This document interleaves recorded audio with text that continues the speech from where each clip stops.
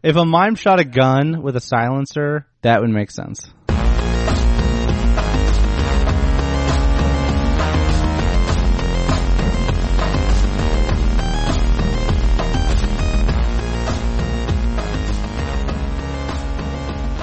Hello, and welcome to the Christianado podcast, episode number 24. Thanks for joining us this week.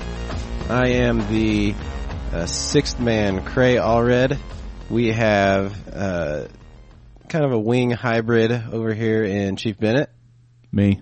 Hello. We have our explosive one, the Derek Rose of the podcast, in Adam Murr. Yeah, that's me. Explode, Adam. And then I we exploded have earlier. Well, like In the bathroom. like a Juwan Howard, Nazir Muhammad, old crusty, Kind of tall unlikable. guy. And Chris Allen. Keep getting them checks. Yeah. So we're going to talk about spooky stuff because this is the week of Halloween. Your boots. It is the week of Halloween. Ooh. It is Best week of the year, guys. time to be scared. Time for it to be. Creepy crawly things and all that. So as Chris is doing some scary criticism of Cray's speech right now. As an icebreaker, let's just look at a couple news stories I came across. One, there were some Chinese students. This is from the Korea Times, excuse me. Some Chinese students were caught selling human flesh diet pills. A woman, 26, and a guy, 21, they were students, bought 3,000 diet pills and 500 detox pills, and then smuggled them and sold them as some kind of diet thing, and they contain human flesh. So, Did they actually contain human flesh? they actually contain human flesh. Whoa. They were analyzed, 100% positive match with human flesh, the story says. So some room for error. So, like, you know, we had the whole horse meat thing in the Aldi's food not long ago. And I tried to go to Aldi's and buy some horse meat, and they had gotten rid of it all. Boo. Boo. At least we didn't have human meat controversy here on our side of the sea. There is an ingredient that's used in some products, and one of them being Hot Pockets, that can be derived from either duck feathers or human hair. Ooh. That's cool. Yeah. Yum.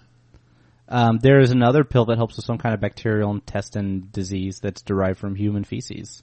I feel like that's worse. Not necessarily fitting as much in with the holiday theme that we've elected for this episode, but pretty terrifying. So, I would eat either or both. On a scale of Given 1 to 10, or 0 to 10, if you unknowingly eat a diet pill of human flesh, are you a cannibal? Yes. Yes. Well, on the scale. You're 10 cannibals. Oh, 6. 6, wow. Skin? Wait, is No, this the Kank scale? You're only a cannibal if someone died over Full it. tanks. Oh, okay. Yeah, because a cannibal... Like, it's gross. Like, it's approaching, but it's 4. A cannibal is You're not a like cannibal. harvesting organs. Yeah. So 4? I'd say 2 if it's unknowing. Yeah. No, cannibalism. People is based eat upon their- how But, much like, if you know fed a it. hamburger to a cow, it'd be a cannibal because it's, like, meat from a dead... And how are they getting it's the meat. flesh? It's- Aren't they just, like, taking... They're not killing people for it. I doubt that they've killed someone. That would probably be a deeper investigation. It's from China, though, dude. They might have. My honest answer to the 1 to 10 cannibal is 1. No. You know those baby tubes in the Matrix? 99% accurate. Have you guys ever For China? chewed a hangnail? Yeah, probably. Is a hangnail the bit of skin and it's not actually part of your fingernail? Yeah. Yeah, I've chewed on that. Yeah, so cannibals. At least a 1. Still do. It's your own flesh. Or... But to be a cannibal doesn't have to be someone else's. So is Goldmember a cannibal? Have you chewed someone else's hangnail? Oh, All the time. I don't know. Yeah, I never thought about it. Like, what if you, like, cut off a finger because you really want to eat a person's finger? You'd still be a cannibal. If you cut off a person's finger and ate it? Oh, your own finger. Oh, own finger. Self-cannibalization? Yes. Yeah. So, okay. I'm going to say no. But what about if you... I'm digging in my heels here. What if you got diet pills because you wanted to eat human flesh, but you didn't want to kill someone and harvest their organs? Like, the only reason you got the pills were for the experience of eating human flesh. is that a 10 cannibal? Still Or a is 10. You're a 6. Still a 10. You're like a wannabe, but you're not actually like eating meat. yeah. Nah, you're 6. And this is better than saying what direction we are from each other. Come on, guys. I think you're pretty pathetic cannibal. Yeah, pretty like lame. just man up and kill someone. Okay, next story. This is from World News, the NBC World News. It's the best kind. There is a group of Mexican clowns distancing themselves from a drug lord's slaying. As it They should be. gathered to insist that no true member of their profession would have committed a crime. Recently, a drug trafficker was shot to death by a gunman wearing a clown costume on a Baja Beach resort. It's going to be a bad year to be a clown in Mexico. When was the last good year for clowns in Mexico? Never. My favorite thing is this is Demand from to be taken seriously. Morales' quote was, "The people who do that, they're not clowns. I can swear on my mother's grave it wasn't a clown. We are not like that. We are nonviolent." And then another guy was named Buffon Marley. That's the story. Source. Hilarious. I like the fact that he is so confident that anyone that takes up the profession of clown is guaranteed to be nonviolent, because that's just who you are. Well, I can't think of one single other case where someone who dressed as a clown did anything creepy or violent. Does anybody know the actual history of clowns? I don't know. Like, I'm not about to go into a huge lecture, but my girlfriend go through a swears that guessing lecture. They were You mean like the you origins? would like some of the origins. You say were, the like, history of clowns. I'm Sorry. like, they wouldn't have read the origins of clowns encyclopedia. had to do with like they would put on like makeup while they were torturing prisoners in France. No. Supposedly, I don't know any of the history of that. Pretty sure it's court jesters. That makes good sense. Pretty sure they were court jesters, and then the party would spill outside, and then that was the natural maturation of what we know as clowns. Now, let's call that story B. But let's my explore solid the French torture origin. theory Also, more. to be honest, that is probably only like the 6th weirdest French torture story I've Well, ever heard. uh-huh. So I completely believe this. Well, here's true. the thing: they could have taken the court jester and said, "You know, it'd be really good.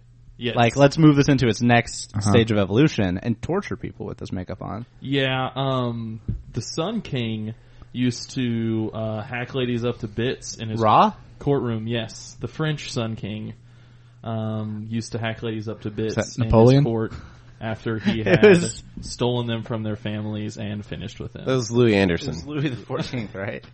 No. 16? Louis Anderson. Louis Anderson at age 14. Yes, all true. All true. So it wasn't Napoleon? Louis Prima? no, it was definitely Napoleon. Son of a crap. Do Louis Anderson and John Wayne Gacy share any likeness? They are the same. I have a feeling they kind of look Was John Wayne alike. Gacy as heavyset as I imagine him being? I was thinking he was a little heavy Do set. you guys know how heavyset I'm imagining him being? It's pretty heavyset. Yes, I can clearly Like see. Dude, like 420, 230? 430. Oh, No. You're thinking No. Louis Anderson. I don't I think always get those guys confused. Sometimes I get Handel and Howie Mandel confused as well. Totally understandable. Okay, bonus throwaway icebreaker for those listening. Google or YouTube something on the internet and find the John Wayne Gacy song by Sufjan Stevens And the depressing music and video. watch the video, which I don't think he produced. And then cry yourself Yeah, to sleep. it might It's an not be. unofficial But it video. is creepy. And it's like one of the most depressing songs of all time and Uh-huh. will convince you of total depravity. And Depravity. Turbravity, too. But, Turd pravity. alright. So, ice broken. Let's move on to the main event. Are clowns in the same family as mimes? Or do they come Well, it from... can be like a brother and sister. Like Yeah, they crossbreed? Yeah. I Not wish like the God clown intended. would have said, now, clowns are non-violent. Maybe it was a mime. Yeah. And maybe they got like, we can see them doing that, but Videos of mimes beating people up that F with him are really cool. If a mime Oh, shot yeah. a gun with a silencer, that would make sense. okay. Cool story, bro. Moving on.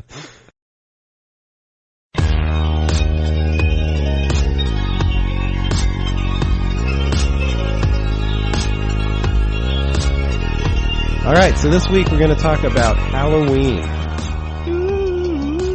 The holiday that takes place tomorrow evening, More sentence correction, Chris. October the 31st. We're going to give you lots of advice, so don't make your Halloween plans yet. Stop. Until you've read this. I know it's in less than 24 hours, so hopefully we've given the people enough information to make their choices. So, question number 1, is Halloween the devil's holiday that we should abstain from? Well, it's definitely the devil's playground. Okay, solved. It's the devil's holiday in as much as it's his birthday, according to the Bible. Fact. Okay. Chief, where are you on this? I have no follow-up. Okay, so I'll be devil's advocate. Please.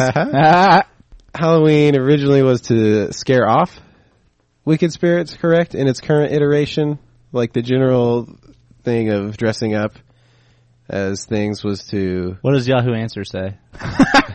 Find the I answer asked from before 2005. I haven't been responded to yet. Get the mods on this.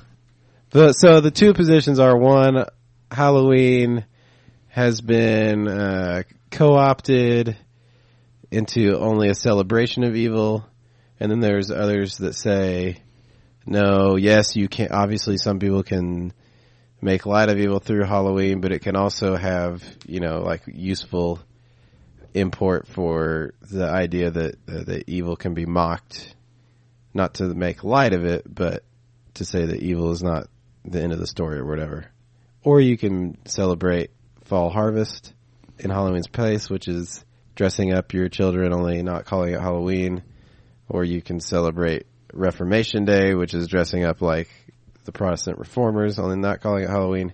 So do you think people that are opposed to the celebration of Halloween have a point? No.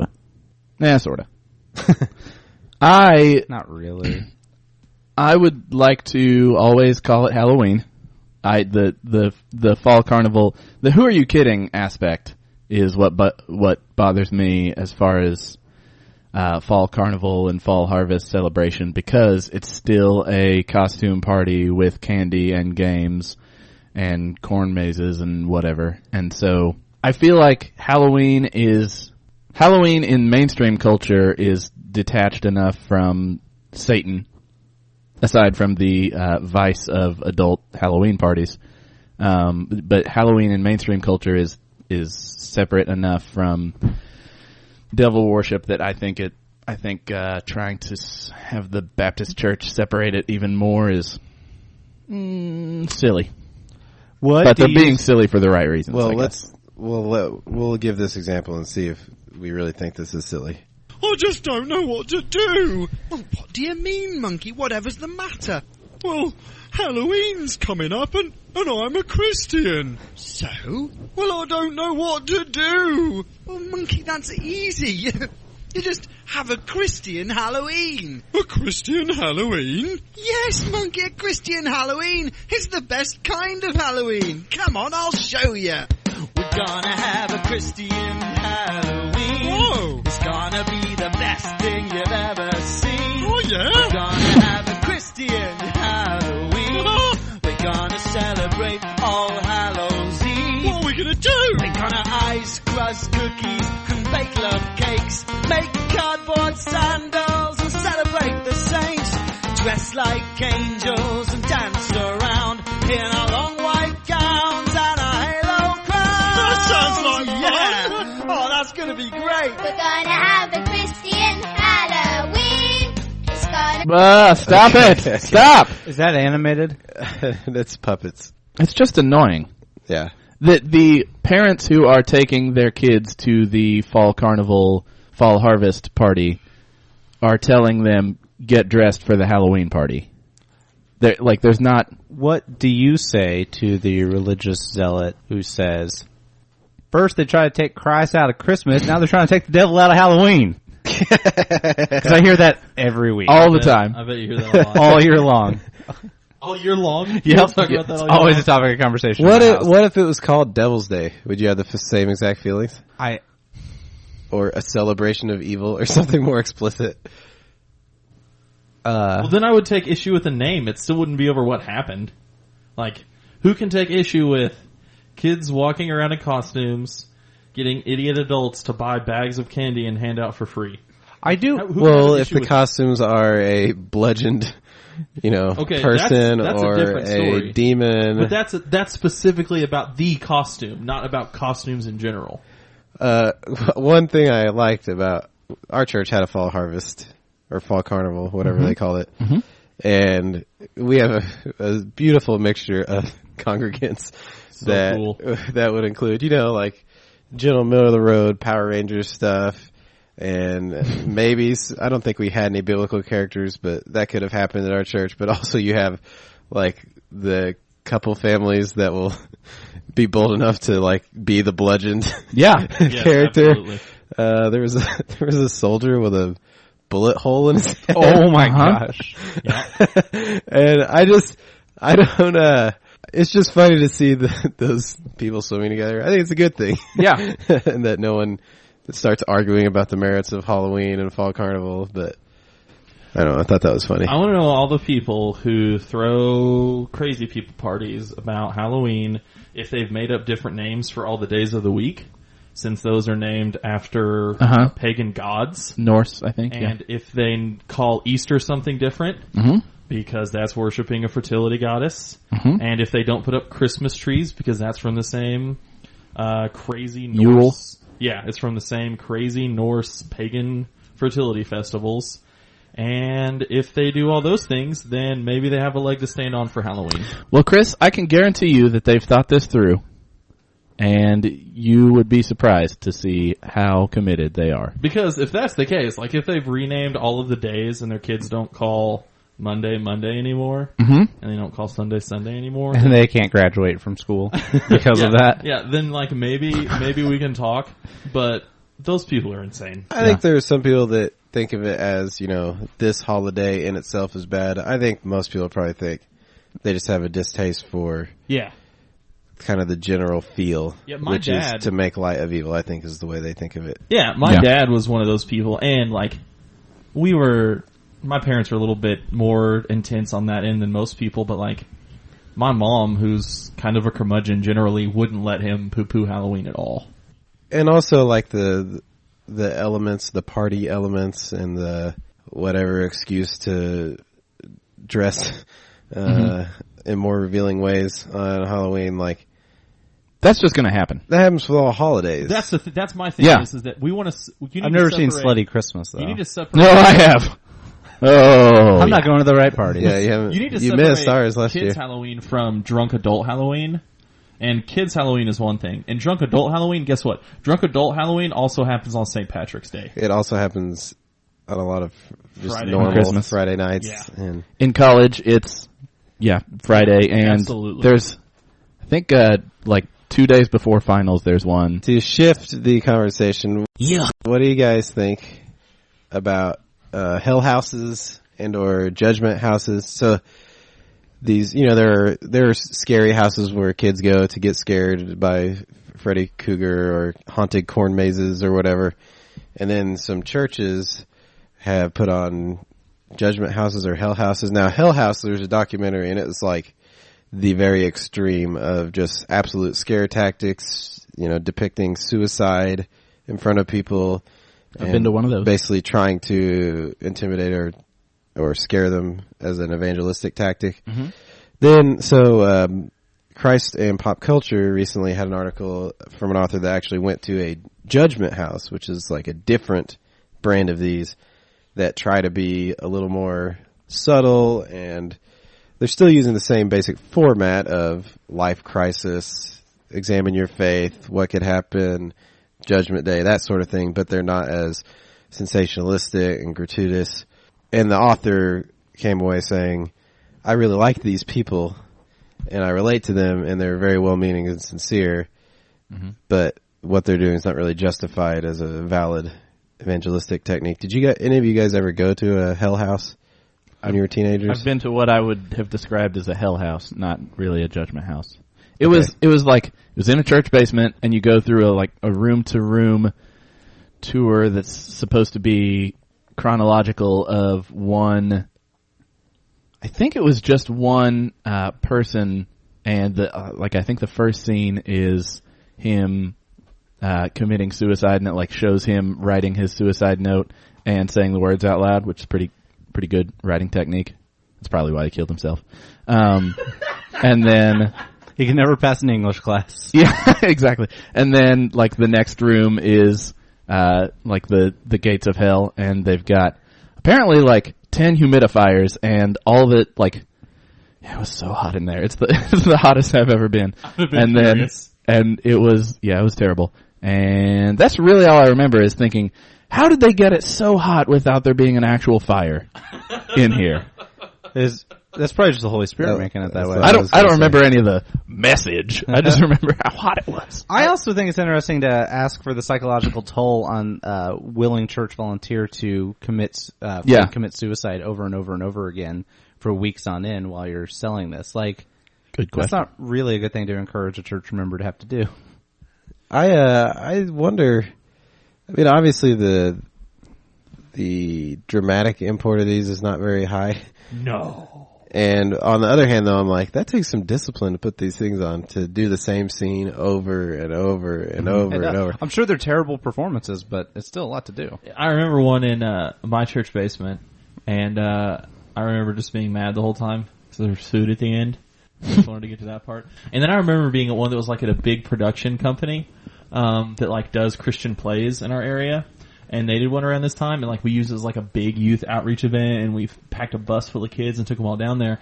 And I remember after it was over, we were all just like, "Oh, thank goodness!" And we were riding the elevator up and down in this place. And like, I remember one of the times, we just kept riding it up and down over and over and over again. And then one of the times we got back up at the top, like, and it was heaven. and we were in heaven. No, and this guy started screaming at us, and he was like, "We're in there trying to save one of these kids from hell, and you're just riding this elevator up and down, and you can't hear the Holy Spirit." And he just chewed us out, and then we rode the elevator down again and quit. That's awesome. It was so cool. They spend way more time on trying to make a spooky hell than their presentation of the gospel and the good news, quote, good news. Again, we've talked about this before. Like, they're downplaying the power of the gospel. Yeah, and I think it's creepy, and if you're leaning on imagery more than the spoken word in a gospel presentation, I think that's dangerous. I wonder, do you think people that run hell houses are the same people that participate in passion plays and Easter productions? Yes. Is the exact same people. Can you verify that? I can. They're all me. I have a feeling the people who do hell houses are different kinds of people. You think so? I think they're people who can't get in good plays. I think I think the Hell House is a long-form, time-consuming, possibly expensive version of You Could Die Tonight on your way home. And I feel like there's a little bit more, well, there's definitely more like historical attention paid to passion plays, and I feel like it's a higher level. Hell House is a new phenomenon. Yeah. It is. Yeah. And so you're saying those they're objectively a higher plane. I respect the act of doing a passion play more, and I don't want to go to either. I'm with you. Yeah, that's right. Now, that is the correct opinion. I do remember when I was growing up in church seeing, and there are dozens of versions of these, but like a movie, and I know the one I saw was like a bunch of like 16-year-olds in a car, and it was probably made like early 90s, and I was watching it probably around 2000, but it was like kids that got in a wreck, they all die, and they're just sitting in a smoky room for 30 minutes discussing, because like 2 of them were Christians, 2 of them weren't, and it was like, hey, why didn't you witness to me? I really would have loved to have met Jesus. And then like they all have these moments of truth, and then it finally goes to the hell bit, and you actually see these like teenagers be drugged into hell, and it was really over the top. And my youth director thought that was an appropriate film to show. But then she also would play like those messed up eschatology movies, which I also think are it's not original to think, hey, that's a terrible waste of resources. You mean cinematically messed up, theologically sound, yeah, just poor production. Okay, just want to clarify. That's why Nicolas Cage's reboot is going to do. Yeah, he doesn't just accept any, exactly harebrained sketch. But I found a map. But anyway, but she would also play those, and I know a lot of times in those movies, this is all in that kind of a pre-millennial certain type of eschatology that I don't need to go too deeply into because I will mess it up. But they always have the literal Antichrist and the 7-year tribulation and all that stuff. And in a lot of those stories, they would have like, but people can still get saved in that time, or they can still get saved for the first 3.5 years out of the 7 total, all that kind of stuff. But she would always like stop the movie at that time and say, and that's actually not true. Yeah. You don't get to go to heaven at that point. Yeah. You have to go to hell. What are old people going to do besides become zombies? So would Martin Luther, since he has a day in his honor, Reformation Day, partly, Luther Day. would he celebrate Halloween? Would he celebrate Reformation Day on October 31st? If you're here today, he'd be immortal. That'd be one thing. But anyway, I'd celebrate that. would he celebrate Halloween or Reformation Day or nothing? He would celebrate Halloween, but he would demand the church rename it Beer and Shouting Day. I can get behind that. What do you think, Adam? Halloween's a social day, and he didn't have very many friends. So he'd just sit in his room by himself drinking. He loved parties, though. He loved a good time. I'm leaning towards Halloween. Halloween or nothing. I think he would be absolutely appalled with Reformation Day Yeah. in his He would honor. not want a day. Because it's a celebration of man. Yeah, specifically him. Mm-hmm. So, Well, and other beardy people. yeah. Okay. So the practical questions for Halloween is, aside from spiritual application, is Halloween just a big, giant, stupid racket like Valentine's Day? Yes. That we shouldn't Most participate in for stupidest practical racket. reasons. Here's the thing. Here's my thing for this. Okay, here's what happens. I gotta spend $20. All right, guys, let me break it down. Listen up. Shut up, Listen. shut up. All right, is everyone ready? What had happened was... I'm about to spin the truth. Shut up. I gotta spend like $25 on candy that I and none of my children will ever get. And then I take them and drive them places and spend my money driving them places after I spend my money buying them costumes so they can get nearly run over for an entire night and then get other people's crappy candy. Sounds fine to me. I've got a new solution. I buy myself some candy and they go to bed early. Okay, we've heard the cliche dad We don't- answer. Yeah, we don't have any moms in the room. My We thing, maybe though, don't like, be able honestly, to though, like, fairly represent even that. at its best, I spend Halloween trying to protect my children from being run over in the pitch black while they go get candy from strangers' houses. Yeah, but don't you just do that by holding their hands? Like, doesn't that kind of solve it? You can't get that far away from there. You've It's not that easy, Adam. you've probably watched a lot of kids while trick or treating. I think that Halloween is... I have, actually. Up yours. I think that it's cute and worth it. Like- Oh, boo! I know. But not just because I like seeing my kids in their cute outfits or whatever. Like, I've always thought it was cool to have trick-or-treaters come in the door and give them candy. Like, it's like a chance that you can be nice to strangers, and it's okay. That is true. I give them tracts to share the gospel with them. Good. Chick tracks. Have your parents read this to you. That or a razor blade. Those are your two options. Yep. On the other hand, you have the whole, our neighborhood's actually safe enough anymore to really do that. But We've never had trick-or-treaters at our house. I like the holiday for the purpose of afterward having on-sale costumes for kids to dress up in cheap costumes and pretend to do stuff, in a separate room from me yeah, while I'm reading Reddit. go use their imagination. Yeah.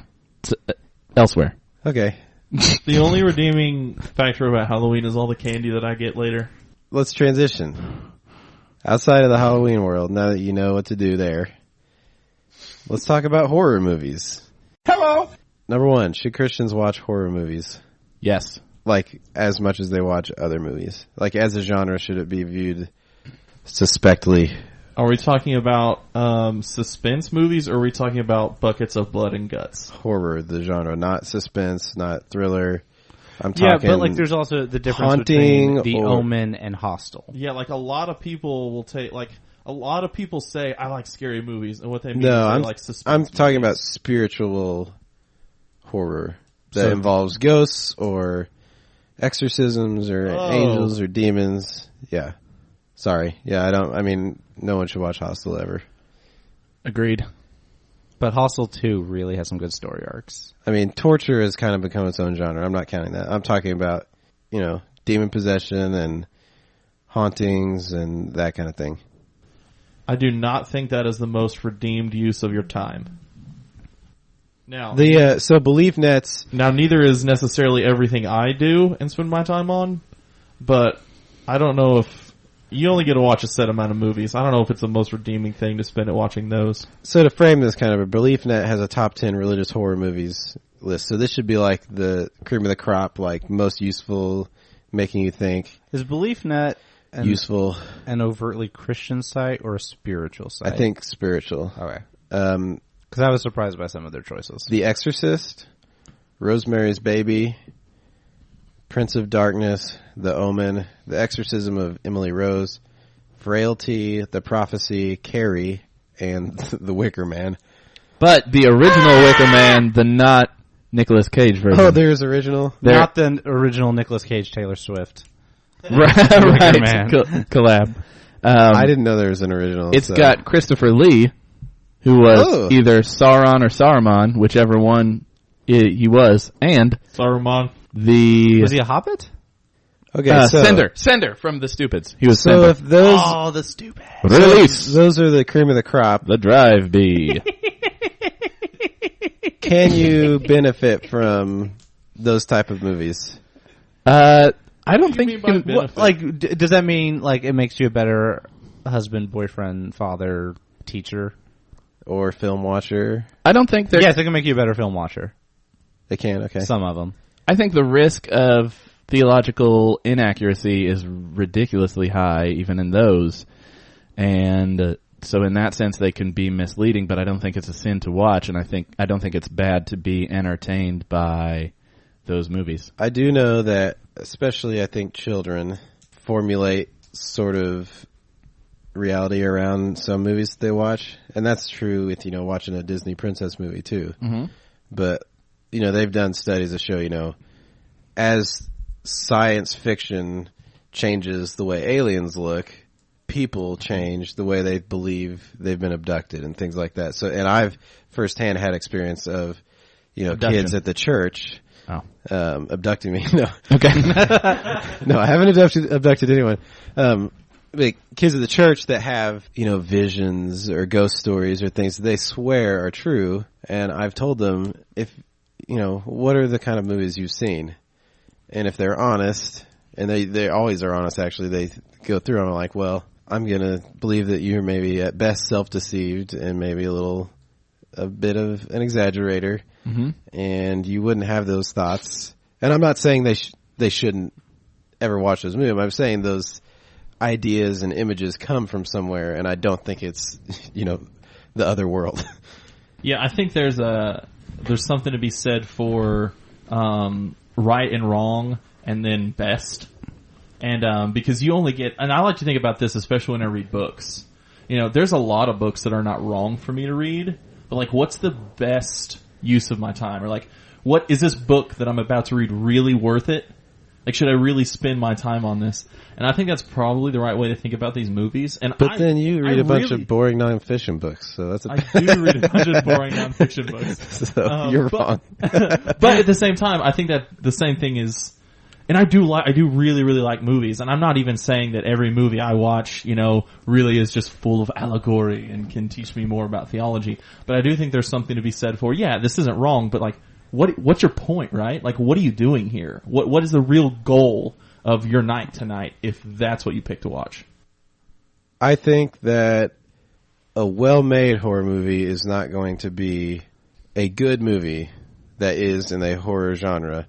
Will not be as gratuitous, will not be as exaggerated, will not be as, it might be completely off base theologically, but the mythical quality of it, I think, can be valuable. Because, horror movies do not present themselves as reality. Mm-hmm. Most of them.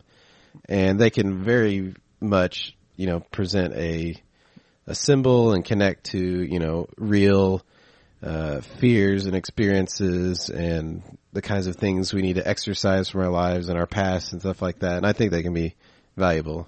They're just completely not my thing at all. Like, I am so underwhelmed by horror movies and the tricks of the trade, and I just think they're completely boring and more likely to be gratuitous. You know, the crappy, like a bad horror movie is more likely to appeal to the worst in me as far as throwing in boobs and gratuitous violence and stuff that is just there for me to be a pig. I did a little more research. And are you guys familiar with dove.org? No. Dove Awards. Oh, Dove. I thought you said Dub. We're not talking about soap. Dubstep. We're not talking about the Dove Awards. Echoey music. Wait, is it not related to Christian awfulness? It is a Christian organization. It is related to Christian awfulness, but not related to the Dove Awards. It is a is it a John Woo website? Christian organization called it's dove.org, and they issue family approved seals for movies. Okay. So they review movies, and if you are a Christian movie, you're desperate for them to get your movie and put their little dove on it because it appeals to a certain demographic that will only watch those movies. Focus on the Family does a similar thing, doesn't it? Christianity Today, Focus on the Family. There are some other sites.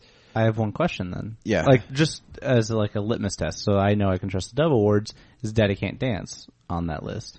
Let me do a quick search. I'll be looking into that while we talk about this other stuff. Okay. So, they are kind of they're one extreme. So, like, Christianity Today will, like, address nudity and violence and stuff and give kind of general guidelines for people to look out for. Dove will count the swear words. Mm-hmm. And they will say, you know, there was a cigarette in one scene. Mm-hmm. Don't watch it. There's a reference to Santa Claus's butt crack. A person in a bathtub, but it doesn't show anything. Mm-hmm. So, like, possibly the bathtub is what is offensive there. And also, by the way, this exists in the secular world. You know, IMDb has a database of parental guidance, things that are actually without commentary. It's just, here's what's in the movie. This scene, this happens. This scene, that happens. So, but Dove is, like I said, the extreme. And so I looked up some of to see if they approved any horror movies that we would call horror movies, and they don't really. Let's see. They have the only 3 horror movies that I could find that they approved were Boogeyman. It was recommended for ages 12 and over. It got a 4 out of 5 Dove mark. And it has Zooey Deschanel's sister in it. Okay. It is... Now, the version they approved was the family filtered version. You know, they make these movies, you know, they have the unrated director's cuts. Uh-huh. They also have the highly rated... I didn't know they had those. Family filter cut. Well, aren't those like... didn't those the TV face version? a major lawsuit several years ago because they weren't doing it with permission of the studios? I think most of them were illegal, yeah. I think some of them might have been, you know, done by the original studio, but I think most of them were, me buying a movie and cutting it up and reselling it as family approved. So this is starring Barry Watson, Emily Deschanel. There we go. Sky McCall Bartusiak and Lucy Lawless. Is that Ooh, Xena? That is Xena. Yeah, it's Xena and it's Ron Swanson's girlfriend. Okay, it's set in Chicago. It tells the haunting tale of a young man traumatized by memories of terrible events he experienced in his childhood bedroom, and who years later reluctantly returns home to face his fears of a monstrous entity that could be real or merely a figment of his imagination. It doesn't really say why they approve it. The only positive thing it says is Boogeyman is a movie that definitely keeps your attention. It keeps you on the edge of your seat. And if you like the thrill of a scary movie, you'll like it. So I think they just came out on the side of, there's nothing offensive and it's scary, so you can watch it. It's a good movie. Is it scary though? Its genre is horror. It's a PG-13 rated movie. All right. I'm thinking it's trying to be. Interesting. And so that's one. The other 2 were both R.L. Stine movies called The Haunting Hour, parts 1 and 2. So it probably means they were just like VHS versions of the television show, right? This is Like, it. Yeah, it's they basically premiered on like Saturday morning. It's not Goosebumps, but it's like Goosebumps, I think. Okay. And Ryan but Gosling was in just one of so those. you know, they say "geez" one time, they say "butt" one time, they say "butt face" another time. The interesting thing is, like, I don't necessarily criticize a company for putting on, like, hey, there's nudity here, so, you know, like, that's understandable. But the idea that they would say, well, there's not really anything offensive. They did say but. Like, the parent that then sees that and goes, ugh, maybe our kid in high school can watch that. A little over the line. Yeah. But not my 13-year-old. She's not ready. I do have a problem with what they do because their entire approach is flawed, I think. But they. But what I'm saying is, I don't mind. I don't mind the information being out there for parents. I don't necessarily think a Christian website should do it. I think MPAA works pretty hard to bring that stuff to people. And if you read their longer, because they don't just say PG-13, they actually give descripted reasons why something is That's rated. true. Like Right. for brief Yeah. nudity and drug references and such. But that's not. And you can their- actually look up the film on their site, and I think it has even more detail. So That's not the approach, though. Their approach is, here's a Christian view of how rotten these elements are, and they are ridiculous. Like, oh yeah, really someone ridiculous. smokes a cigarette in one scene. But they give they give people breaks for being a quote unquote family movie. Like if it's a cartoon or kids, like they don't actually endorse discernment. They don't actually point out things wrong about anything other than gore and nudity and whatever and cursing. They don't talk about, flawed morals and ethics. It's just completely lowbrow censorship is what they're doing. And also, me and my wife look these up sometimes just for fun, and we're pretty convinced that some of the reviewers really do like these movies more than they're supposed to and really work hard to give them a pass. Like they're like, okay, this is there. We really wanted to give it a good review, but it can't get the seal, but secretly they're like winking at you like, yeah, you should watch this. Yeah. That's the tone of their article. The other movies, I did some searches. Not very many movies came up for anything kind of scary sounding. What's the review on The Passion of the Christ? Oh, good question. I'll search that as well.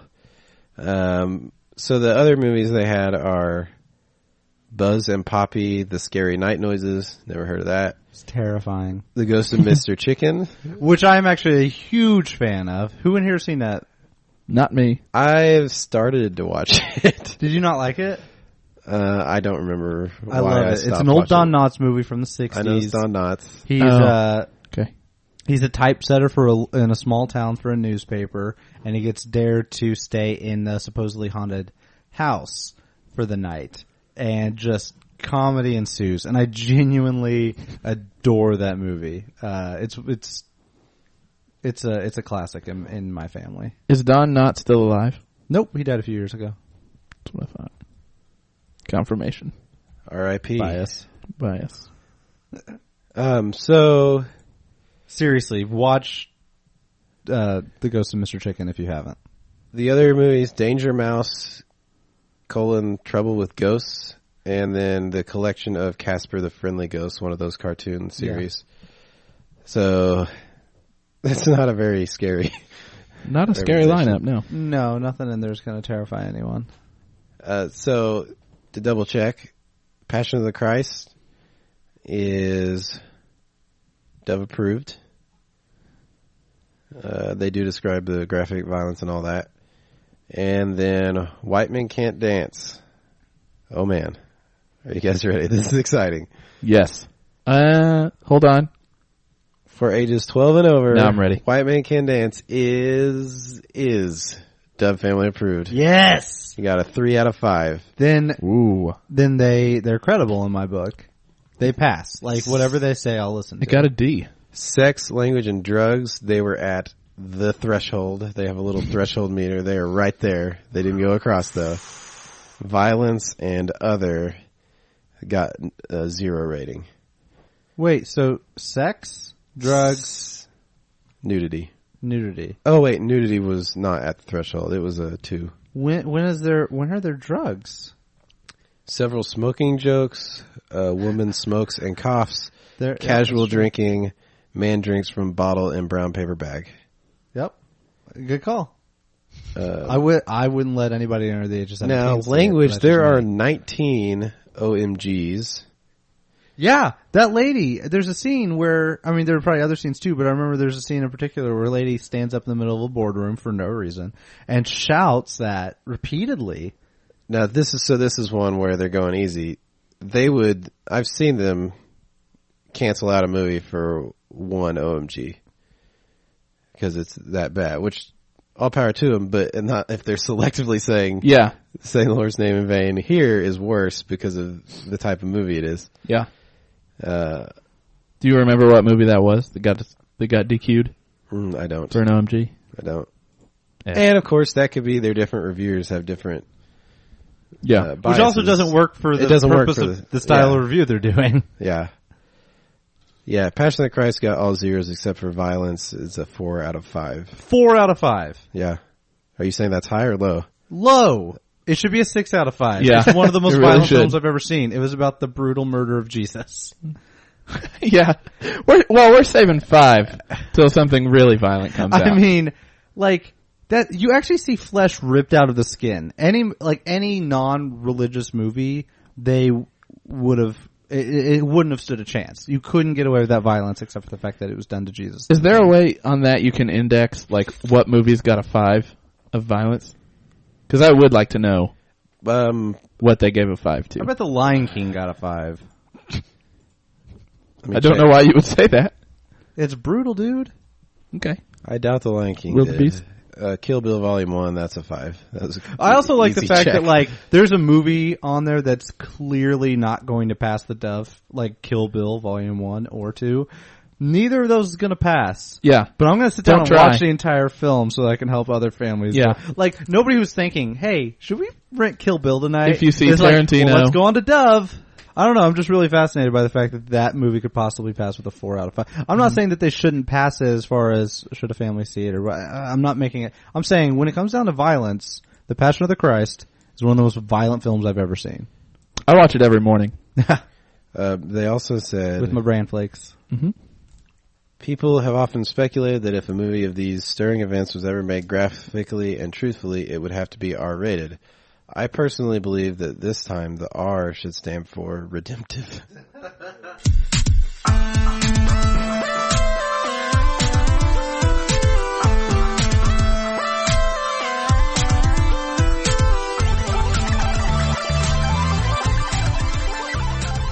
I think our listeners are good and scared. And we apologize for any shrieks at your desk. Mm-hmm. Or, you know, Messed britches. soiled clothes, yeah. You're going to want to get your blood pressure checked. We apologize. We know that we're scary. And, I don't know, send us an email or something. Maybe we can make it right.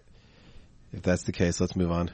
So, Adam, this is something that's been on your heart that you wrote for me?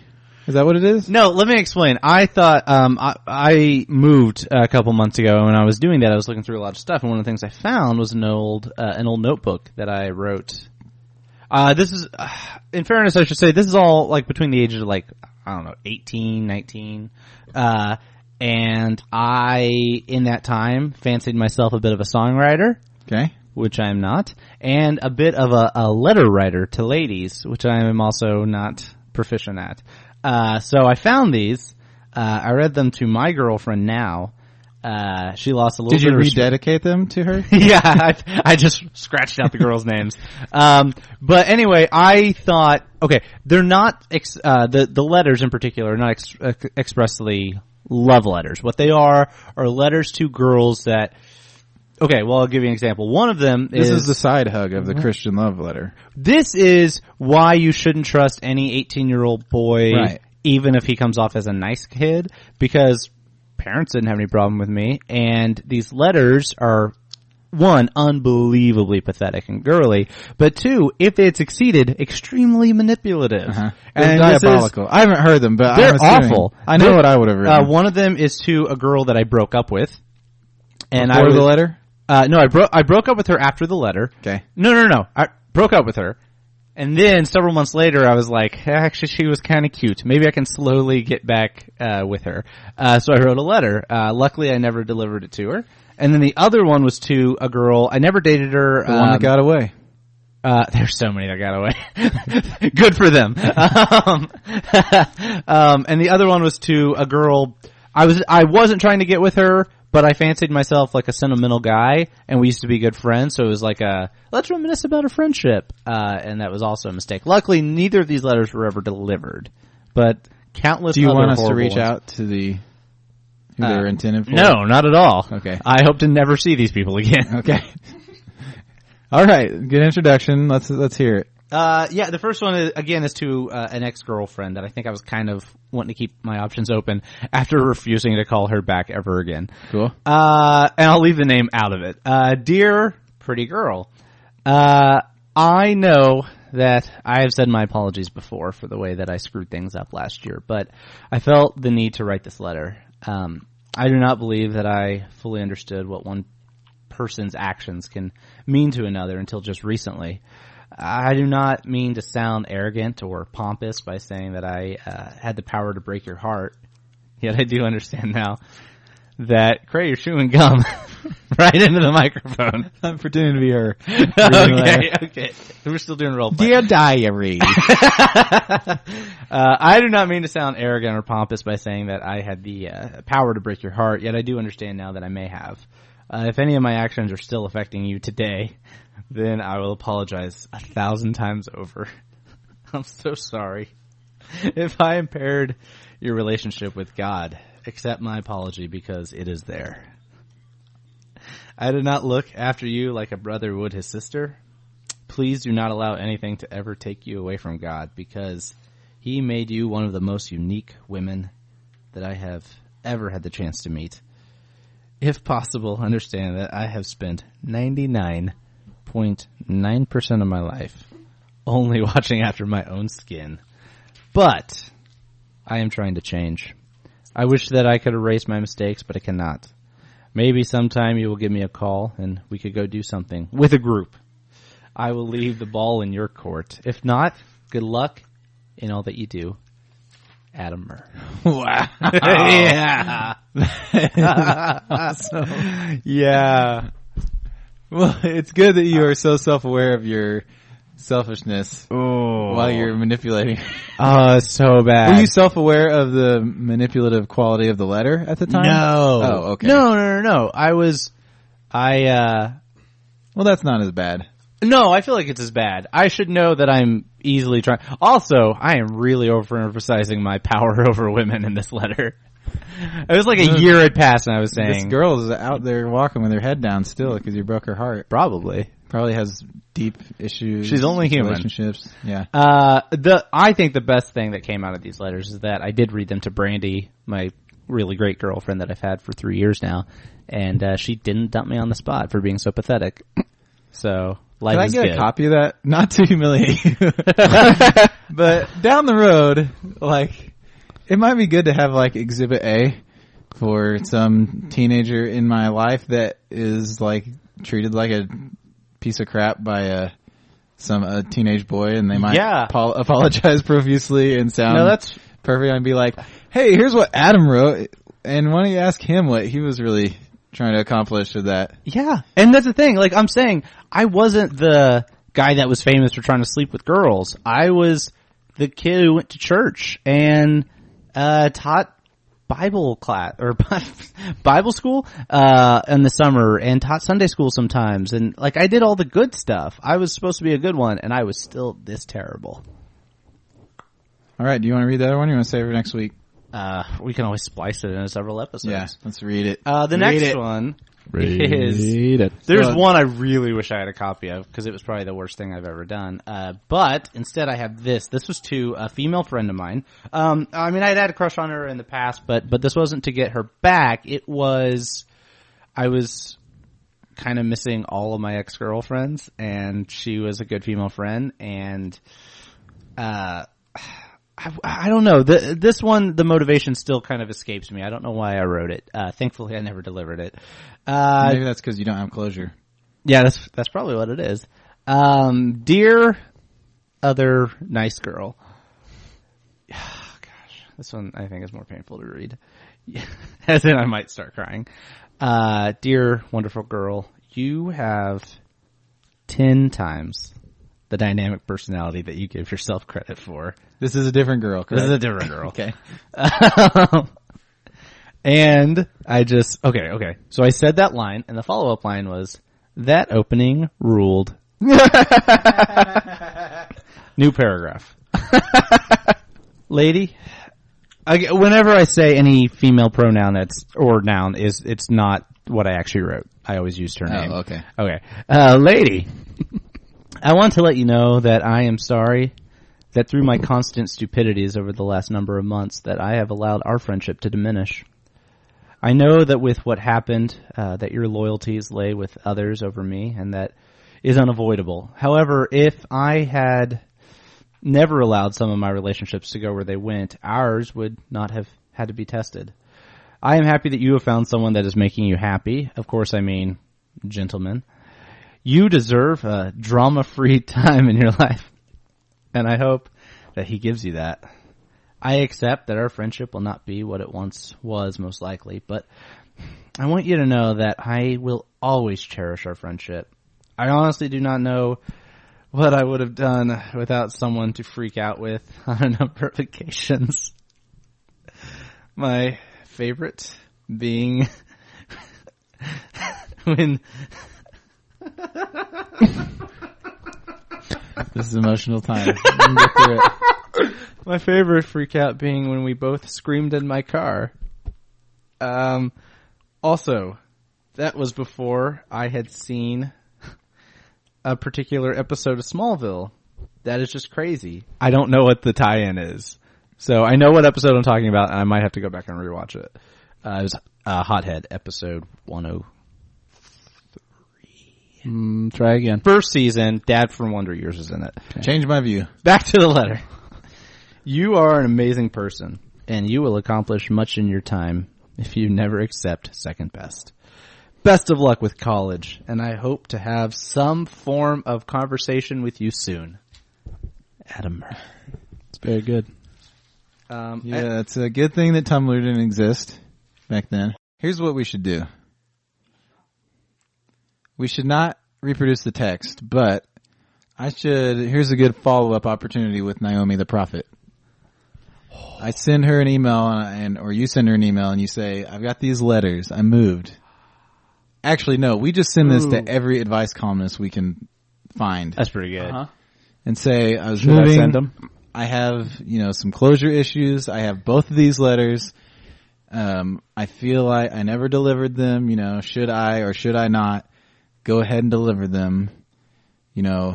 Say neither of them are married, but they are in relationships. Make it a little complicated. Yeah. And be like, or am I just being selfish? Should I just move on? What should I do?